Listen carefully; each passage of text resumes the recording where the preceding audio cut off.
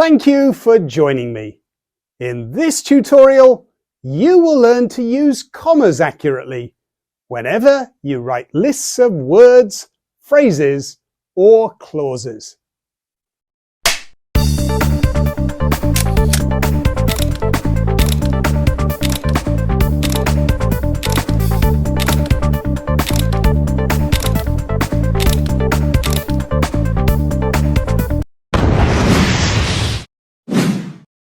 If we imagine a full stop acting like a stop sign, the comma is more like a speed bump, slowing the reader down, but not stopping them completely. As the car sped down the road, snow began to fall. Pausing mid-sentence can be important. Forget to use a comma and your sentence will not sound right. Sometimes missing a comma can completely change the meaning of what you are writing. My interests include traveling, dancing, parachuting my dog, and reading. Parachuting my dog?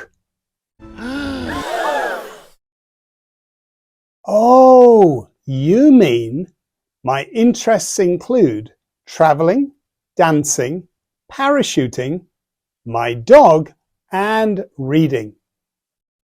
And look at these two sentences. Jill ate chocolate ice cream and cake.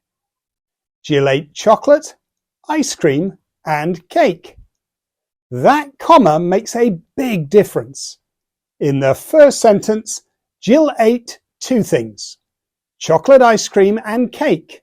In the second sentence, she ate three things: chocolate, ice cream, and cake.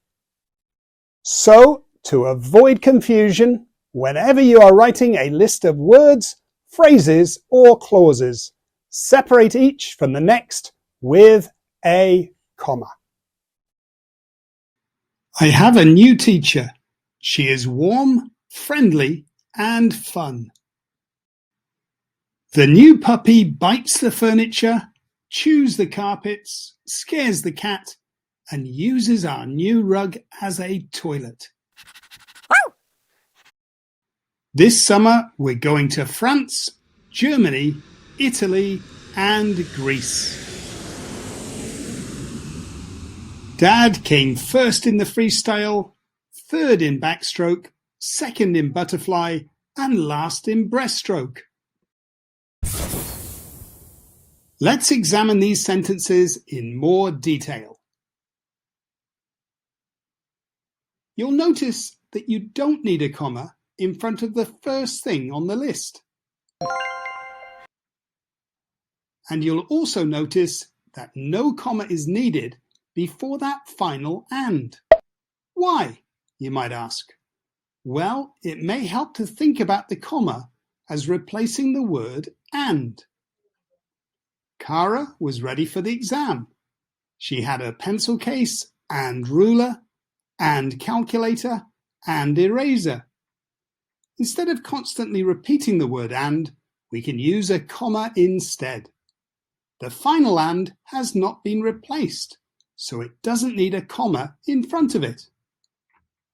Of course, English being English, there are always exceptions to the rule.